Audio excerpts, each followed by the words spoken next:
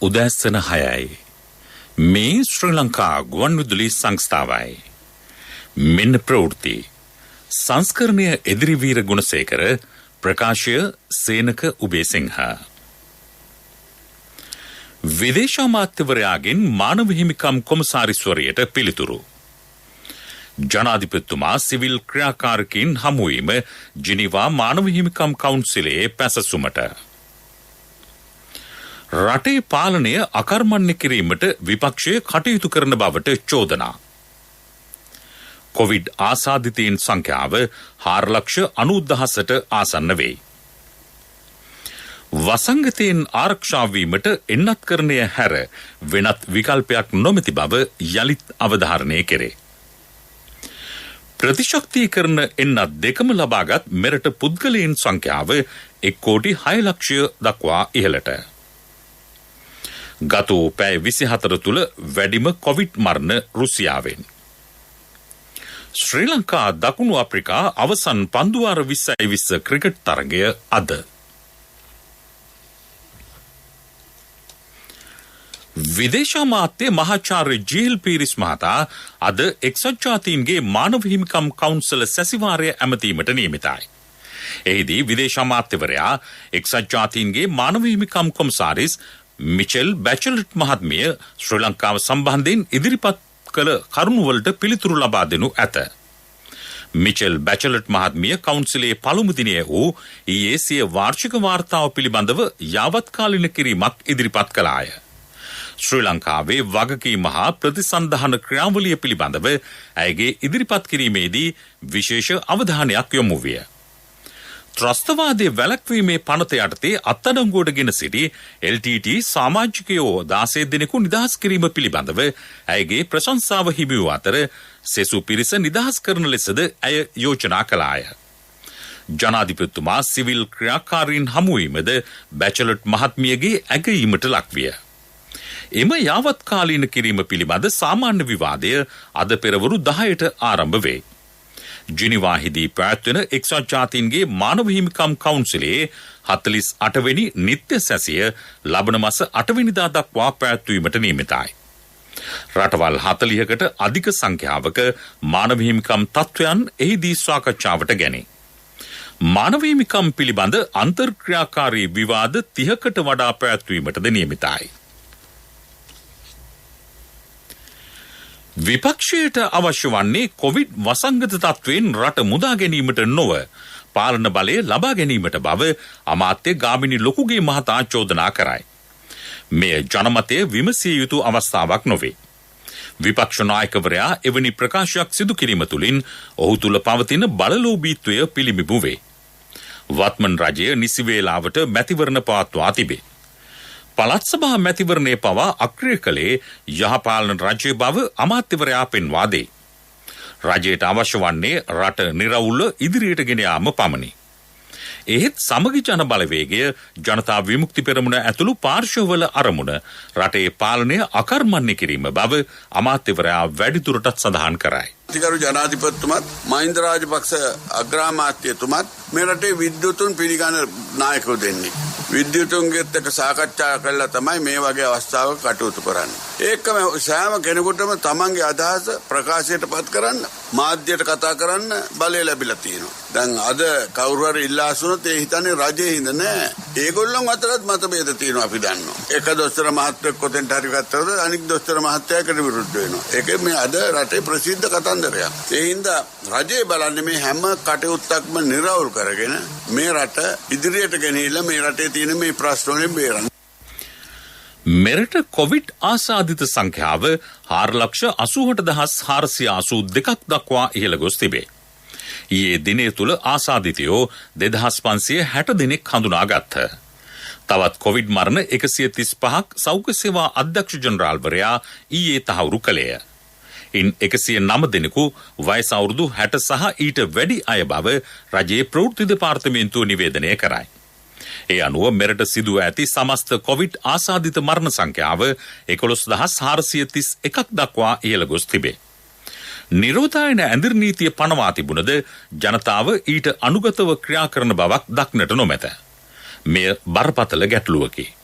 සෞඛ්‍ය මාර්ගෝපදේශ අනුගමනය නොකළහොත් තත්ත්වය තවත් බරපතල විය හැකිය. ඒ හේතුවෙන් රටවැසි සියලු දෙනා සෞඛ්‍ය මාර්ගෝපදේශ පූර්ණ ලෙස අනුගමනය කිරීමේ අවශ්‍යතාව සෞඛ්‍ය බලධාරීහු පෙන්වා දෙති.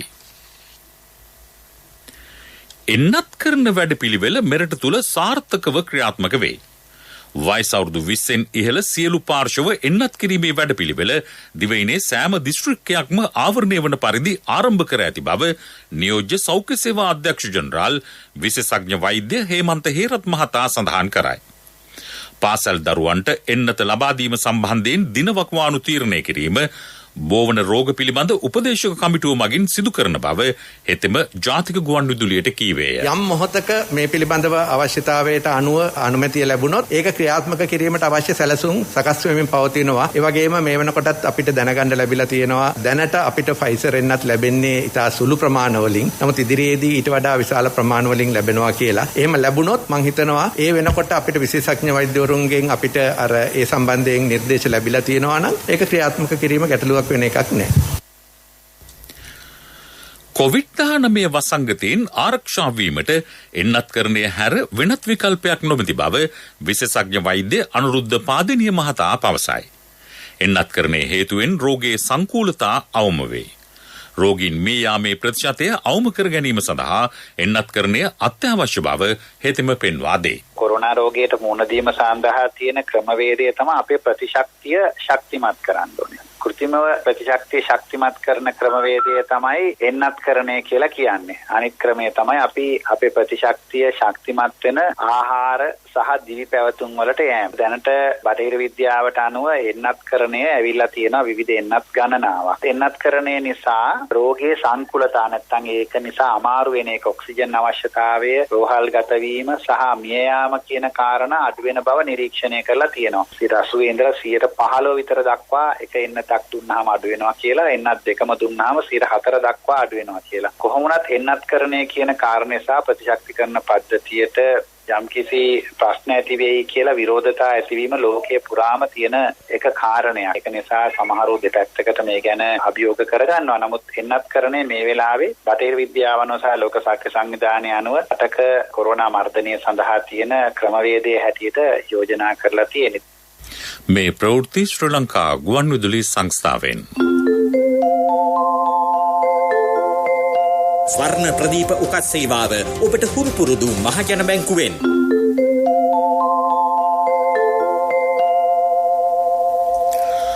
සාර්ථක එන්නත්කරණය සහ කොවිඩ් පාලනය සම්බන්ධයෙන් සිදු කරන අසත්‍ය ප්‍රචාර එම වැඩපිළිවෙලට බාධාවක් බව මෙරට ඔස්ට්‍රේලියානු මහකොමසාරිස් ඩේවිඩ් හොලි මහතා පෙන්වා දේ. ශ්‍රී ලංකාවේ මෙන්ම ඔස්ට්‍රේලියාවේ මේ තත්ත්වය පවතින බවත් ගෝලීය ව්‍යසනයට මුහුණ දීමේදී එම තත්ත්වය බාධාවක් වන බවත් මහකොමසාරිස්වරයා කීවේය. සෞඛ්‍ය අමාත්‍ය කෙහෙලිය රඹුක්වැල්ල මහතා එම අමාත්‍යාංශයේදී ඊයේ හමු වූ අවස්ථාවේ ඔහු මේ බව අවධාරණය කළේය. මහකොමසාරිස්වරයා එහිදී අවධාරණය කළේ මෙරට එන්නත් කරන ක්‍රියාවලිය සාර්ථකව සිදුවන බවත් ඊට ප්‍රසාදය පිරිනැමෙන බවත්ය. එන්නත්කරණය උපරිමයෙන් සිදු කරන අතර කොවිඩ් ව්‍යාප්තිය පාලනයට රජය ගන්නා උත්සාහය ඔහුගේ ඇගීමටද ලක්විය. මෙවන විට ඔස්ට්‍රේලියානු ඩොලර් 10,11,000ක පමණ ආධාර මෙරටට ලබා දී තිබේ.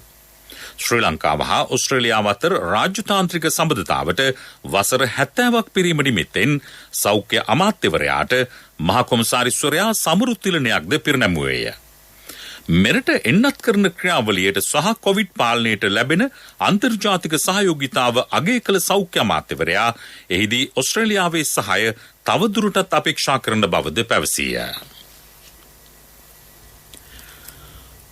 වෛරසය ආසාදිතව සුවය ලැබූ අයට මානසික ගැටලු ඇතිවිය හැකි බව ජාතික මානසික විද්‍යායතනයේ මනෝ වෛද්‍ය විශේෂඥ සජීවන අමරසිංහ මහතා පෙන්වා දෙයි.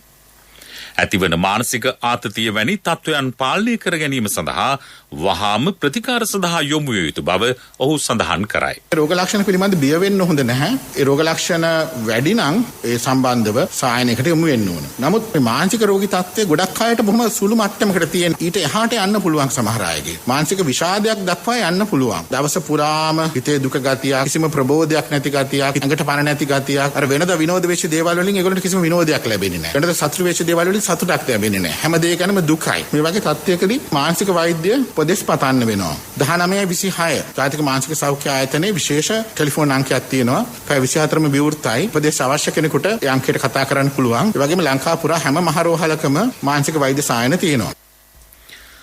නිරෝධායන ඇඳිරි නීතිය බලපැවැත්වෙන කාල සීමාව තුළ සතියකට දින 4ක් තැපැල් කාර්යාල විවෘතව තැබේ. කලින් එම සේවාව සතියකට දින 6ක් පවත්වාගෙන යාමට සැලසුම් කර තිබිණ. මේ සම්බන්ධව ජාතික ගුවන් විදුලියට අදහස් දක්වන තැපැල්පති රංජිත් ආරියරත්න මහතා. ජනමාධ්‍ය අමාත්‍යතුමා සහ මාධ්‍ය අමාත්‍යාංශයේ ලේකම්තුමා සමග කරන ලැබූ සාකච්ඡාවක ප්‍රතිඵලයක් විදිහට මේ සතියේ සිට බදාදා සහ බ්‍රහස්පතින්දා දින දෙක කාර්යාල වසා තබමින් සතියකට දින 4ක් පමණක් තැපැල් සේවා සැපයීමට තීරණය කර බව සියලුම දෙනා වෙත දන්වා සිටින්නට කැමැතියි. විශේෂයෙන්ම කාර්ය මණ්ඩලයේ 500කට වඩා වැඩි ප්‍රමාණයක් මේ වන විටත් කොවිඩ් ආසාදිතයන් බවට පත් වී තිබෙනවා. කාර්යාල 50ක් පමණ අපට විවෘත කිරීමට නොහැකි මට්ටමට කාර්ය මණ්ඩලයේ ආසාදිතයන් බවට පත් වී තිබෙනවා. විශේෂයෙන්ම මේ අවස්ථාවේදී දැනුවත් කළ යුතු වෙනවා තැපැල් කාර්යාල මගින් කරන ලබන ගෙවීම් කටයුතු විශේෂයෙන්ම වැඩිහිටි ආධාර දීමනා මේ සතියේ ගෙවීමට නියමිතයි. එම ගෙවීම් කටයුතු 17 සහ 18 සිකුරාදා සහ සෙනසුරාදා දිනවල ගෙවීමට අවශ්‍ය කරන කටයුතු සූදානම් කොට තිබෙනවා. ඒ අනුව ඉදිරියේදීත් ඇඳිරි නීතිය ක්‍රියාත්මක කරන කාලය තුල සතියකට දින 4ක් පමණක් සේවා සැපයීමට තීරණය කර ඇති බව කාර්මිකව දන්වා සිටිනවා. හෙට සිට ක්‍රියාත්මක වන පරිදි හිටපු රාජ්‍ය අමාත්‍ය අජිත් නිවාඩ් කබ්‍රාල් මහතා මහ බැංකු අධිපති ධූරයට පත් කර තිබේ. ජනාධිපති ගෝඨාභය රාජපක්ෂ මැතිතුමා මෙම පත්කිරීම සිදු කර ඇතැයි ජනාධිපති මාධ්‍යංශය නිවේදනය කරයි. ප්‍රවීණ වරලත් ගණකාධිකාරිවරයෙකු වන අජිත් නිවාඩ් කබ්‍රාල් මහතා මීට පෙර අමාත්‍යංශ ලේකම්වරයෙකු මෙන්ම වසර 9කට ආසන්න කාලයක් මහ බැංකුවේ අධිපතිවරයා ලෙස කටයුතු කර ඇත. මහජන බැංකුවෙන් රන් පවුමකට ලබා දෙන අත්තිකාරම් මුදල් දැන් තවත් වැඩි කළා. ඔබේ රන් බහඬ සඳහා රාජ්‍ය බැංකුවක ආරක්ෂාව සමග දිවයිනේ විශාලතම ශාඛා ජාලයෙන් සේවාව. ස්වර්ණ ප්‍රදීප උකත් සේවාව ඔබට හුරු පුරුදු මහජන බැංකුවෙන්. ප්‍රමුඛ පුවත් ඔබ වෙත ගෙනෙන්නේ සෑම ගෙදරකම සිටිය යුතු වෙද මහත්මයා සිද්ධාලේප. මෙරට ජනතාවට 2 කෝටි 40 ලක්ෂයකට අධික කොවිඩ් මර්ධන එන්නත් මාත්‍රා ප්‍රමාණයක් ලබා දී ඇතැයි සෞඛ්‍ය අමාත්‍යාංශය පවසයි. ඉන් මාත්‍රා 2ම ලබාගත් පිරිස 1 කෝටි 5,79,000කට අධිකය. 1 කෝටි 34 ලක්ෂයකට අධික පිරිසකට එක් මාත්‍රාවක් පමණක් ලබා දී තිබේ. මේ වන විට කොවිඩ් මර්ධන එන්නත් මාත්‍රා 2 කෝටි 74 ලක්ෂයකට අධික ප්‍රමාණයක් මෙරටට ගෙන්වා තිබේ. එන්නත් මාත්‍රා 68 ලක්ෂයකට අධික ප්‍රමාණයක් ලැබී ඇත්තේ ආධාර වශයෙනි. ලබන මාසයේදී තවත් කොවිඩ් මර්ධන එන්නත් ලක්ෂ 40ක් මෙරටට ලැබීමට නියමිතයි. මේ අතර කොවිඩ් එන්නත් කරන වැඩපිළිවෙල සඳහා පමණක් රජය රුපියල් කෝටි 6,700කට ආසන්න මුදලක් වැය කර තිබේ.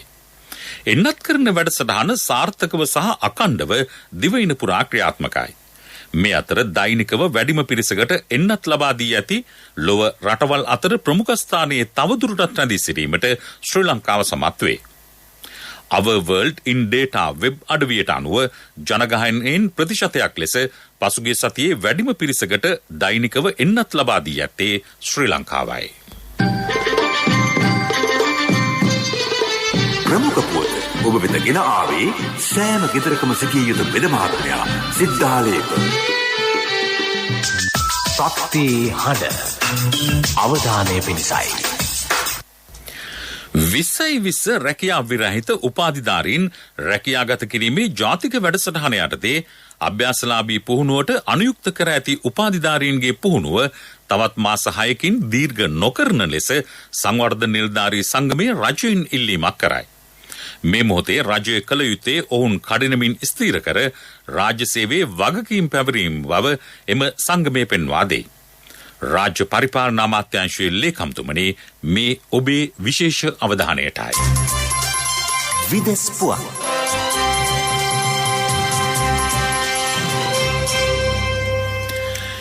ඊයේ දිනේ තුල ලෝපුරා කොවිඩ්-19 ආසාදිතයින් 3,94,913ක් වාර්තා වී තිබේ. වැඩිම ආසාදිතයින් සංඛ්‍යාව ඇමරිකාවෙන් වාර්තා වන අතර 77,012ක් ලෙස එය සටහන් වේ.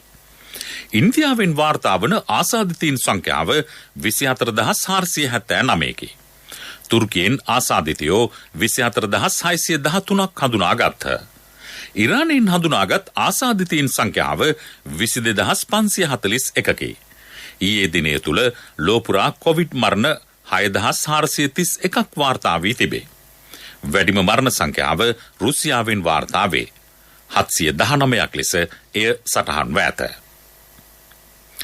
ඇෆ්ගනිස්තානයේ සිසුවියන්ගේ අධ්‍යාපන අයිතිය උල්ලංඝනය වන ආකාරය මේ දිනවල නිරීක්ෂණය වේ.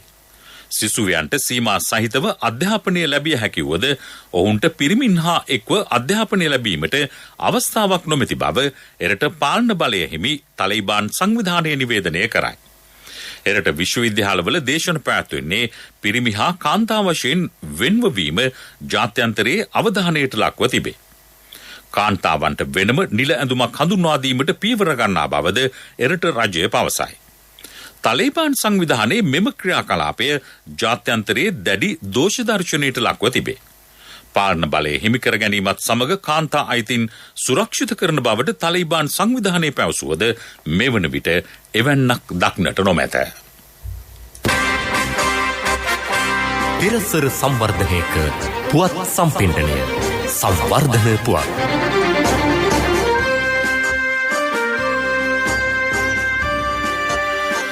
අම්බලන්තොට රිදියගම ග්‍රාම නිලධාරී වසමේ මත්ස්‍ය බීජ නිෂ්පාදන ඒකකයේ දෙවන අදියර අද ජනතා අයිතියට පැවරේ. පෙරවරු 10ට දකුණු පළාත් ආණ්ඩුකාර ආචාර්ය විලි ගමගේ මහතාගේ ප්‍රධානත්වයෙන් එය සිදු කෙරේ. පළාත් දීවර අමාත්‍යාංශය සහ දකුණු පළාත් කාර්මික සංවර්ධන අධිකාරිය ව්‍යාපෘතිය ක්‍රියාවට නංවයි. ආයෝජනය කර ඇති මුදල රුපියල් මිලියන 7.8කි. ව්‍යාපෘතිය මත්ස්‍ය පොකුණු 11කින් සමන්විතය. ක්‍රීඩා පුවත්. සංචාරක දකුණු අප්‍රිකානු කණ්ඩායම සහ ශ්‍රී ලංකා කණ්ඩායම අතර පැවැත්වෙන තුන්වන හා අවසන් පන්දුවාර 2020 ජාත්‍යන්තර ක්‍රිකට් තරගය අද රාත්‍රියේදී පැවැත්වේ. දෙරට අතර පැවති පළමු තරග දෙකම ජයග්‍රහණය කිරීමට දකුණු අප්‍රිකානු කණ්ඩායම සමත් විය. මෙම තරගාවලියට පෙර පැවති එක්දින තරගාවලිය 2-1 ලෙස ජය ගැනීමට ශ්‍රී ලංකාව සමත් විය. එහෙත් පන්දුවාර 2020 තරගාවලියේදී ශ්‍රී ලංකා පිතිකරුවෝ අසාර්ථක වූහ. අවසන් වරට පැවති පන්දුවාර 2020 තරගයේදී ශ්‍රී ලංකා කණ්ඩායමට සියලු දෙනා දැවි රැස් කර ගැනීමට හැකි වූයේ ලකුණු 103ක් පමණි. පන්දුවාර 2020 ලෝක කුසලාන ක්‍රිකට් තරගාවලියද නුදුරේදීම ආරම්භ වේ. එවැනි තත්ත්වයක් තුළ ශ්‍රී ලංකා කණ්ඩායම ජයග්‍රාහී මාවතට පිවිසීම අත්‍යවශ්‍ය බව ක්‍රිකට් විචාරකයෝ පෙන්වා දෙති.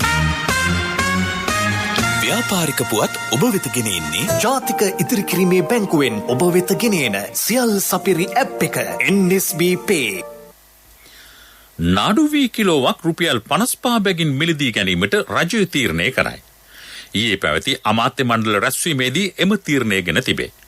ඒ අනුව අද සිට ගොවිබිම් වලටම ගොස් නාඩු වී කිලෝවක් රුපියල් 55 බැගින් මිලදී ගන්නා ලෙස අමාත්‍ය මහින්දානන්ද අලුත්ගමගේ මහතා වී අලෙවි මණ්ඩලයට උපදෙස් දී ඇත. මීට පෙර නාඩු වී කිලෝවක් වී අලෙවි මණ්ඩලයේ මිලදී ගත්තේ රුපියල් 50කටය. සහල් සඳහා පාලන මිලක් ගැසට් කිරීමෙන් පසු වී සඳහා ගෙවන මිල වැඩි කරන ලෙස ගොවීන් රජයෙන් ඉල්ලීම් කර තිබිණි. ව්‍යාපාරික පුවත් ඔබ වෙත ගෙනාවේ ඔබේ සියලුම බැංකු කටයුතු වඩාත් සුරක්ෂිතව පහසුවෙන් කරගන්න ජාතික ඉතිරි කිරීමේ බැංකුවෙන් ඔබ වෙත ගෙනෙන සියල් සපිරි ඇප් එක NSB Pay. මුදල් හුවමාරු, බිල්පත් ගෙවීම්, ක්‍රේලෝඩ්, ක්‍රෙඩිට් කාඩ් ගෙවීම්, ලංකා QR ආදී සේවාවන් රැසක් සමගින් බැංකු ගිණුම් කිහිපයක් සමග එකවර ලියාපදිංචි වීමේ පහසුකම ඔබ කොතැනක සිටියත් ඔබේ බැංකු කටයුතු එසැනින් කරගන්න ඩිජිටල් විසඳුම Play Store හෝ App Store හරහා දැන් නොමිලේම ඩවුන්ලෝඩ් කරගන්න NSB Pay. වැඩි විස්තර ළඟම පිහිටි ශාඛාවෙන් හෝ 0112 379 379 අමතන්න. කොන්දේසි සහිතයි. ආර්ථික පුවත්.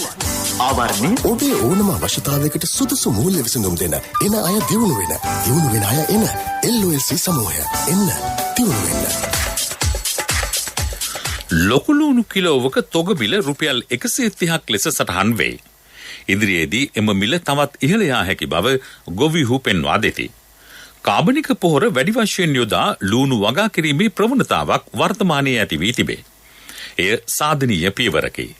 අක්කරයකින් ලොකු ලූණු කිලෝ 15000ක පමණ අස්වැන්නක් ලබා ගැනීම සඳහා වැඩපිළිවෙලක් ක්‍රියාත්මක බව දඹුල්ල ගලේවිල ප්‍රදේශවල ගොවිහු පවසති. මගේ මහත්තයා දාපු මේ රත්තරන් මුද්ද තමයි මගේ ජීවිතේ. LOLC එකට ඔයාලගේ රත්තරන් පණ වගේ. ඔයාලගේ රන් භාණ්ඩ අපි ළඟ තියනකල් ඔයාලට ජීවිත රක්ෂණයකුත් දෙන්නේ අපි විතරයි. වෙලාවට ගෙවා ගන්න බැරි වුණොත් ඔයාලගේ රත්තරන් කොහොම හරි ඔයාලටම දෙන එකයි අපේ ප්‍රතිපත්තිය. ගෙවා ගන්න අමාරුනොත් අපි කතා කරලා විසඳුමකුත් දෙනවා. මුද්දට මං හිතපු නැති ගාණක් හම්බුණා. ආපු ගමන් වැඩෙත් උනා. වටිනා තෑග්ගකුත් හම්බුණා. LOLC එක කරන ගනුදෙනුවක් රත්තරන් වටින ගනුදෙනුවක් කියන්නේ ඒකනේ. LOLC ෆයිනෑන්ස් රන්සවි රන්නය සේවාව. රත්තරන් කාලගුණ වාර්තාව. සබරගමුව හා බස්සාහිර පළාත්වලත් මහනුවර නුවරඑළිය ගාල්ල හා මාතර දිස්ත්‍රික්කවලත් වැසි ඇතිවන බව කාලගුණ විද්‍යා දෙපාර්තමේන්තුව පවසයි. වයම් පළාතේ වැසි වාර කිහිපයක් ඇතිවේ. ඌව පළාතෙත් මඩකලපුව අම්පාර දිස්ත්‍රික්කවලත් රාත්‍රී කාලයේ ගිගුරුම් සහිත වැසි ඇතිවිය හැකිය. උදෑසන ප්‍රවෘත්ති අවසන් කිරීමට යලිත් සිරස්තල. විදේශ අමාත්‍යවරයාගෙන් මානව හිමිකම් කොමසාරිස්වරියට පිළිතුරු. ජනාධිපතිතුමා සිවිල් ක්‍රියාකාරීන් හමුවීම ජිනීවා මානව හිමිකම් කවුන්සිලේ පැසසුමට. රටේ පාලනය අකර්මණ්‍ය කිරීමට විපක්ෂය කටයුතු කරන බවට චෝදනා. කොවිඩ් ආසාදිතයින් සංඛ්‍යාව 4,90,000කට ආසන්න වේ. වසංගතයෙන් ආරක්ෂා වීමට එන්නත්කරණය හැර වෙනත් විකල්පයක් නොමැති බව යලිත් අවධාරණය කෙරේ. ප්‍රතිශක්තිකරණ එන්නත් දෙකම ලබාගත් මෙරට පුද්ගලයන් සංඛ්‍යාව 1,06,00,000 දක්වා ඉහළට. ගත වූ පැය 24 තුළ වැඩිම කොවිඩ් මරණ රුසියාවෙන්. ශ්‍රී ලංකා දකුණු අප්‍රිකා අවසන් පන්දුවාර 2020 ක්‍රිකට් තරගය අද. දැන් දවසේ සටහන.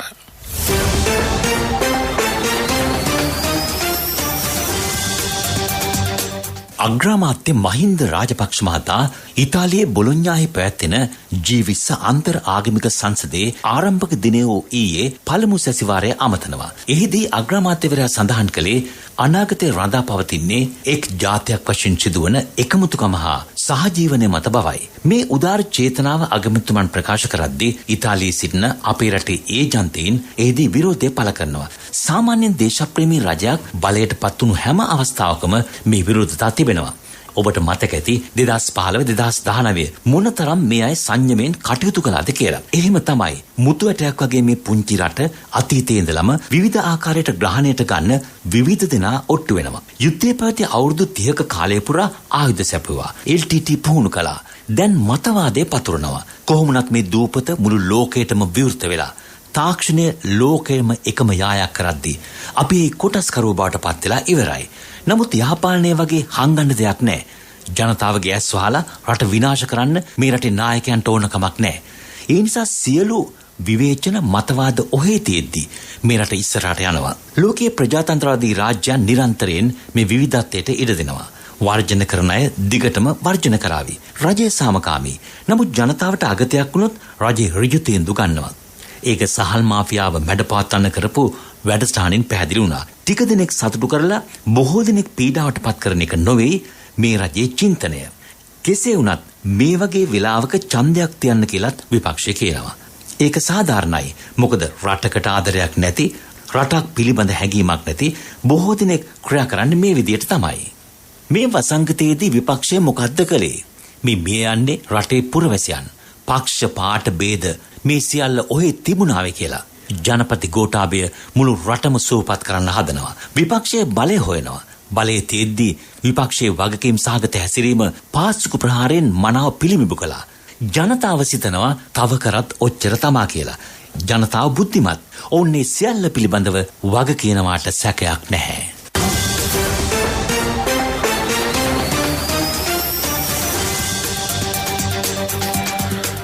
අපගේ මෙම ප්‍රවෘත්ති ප්‍රකාශය www.slbc.lk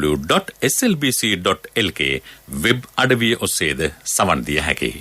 මීළඟ ප්‍රධාන ප්‍රවෘත්ති ප්‍රකාශය දහවල් 12:45ට බලාපොරොත්තු වන්න. උදැසන ප්‍රවෘත්ති ඉන් සමාප්තයි.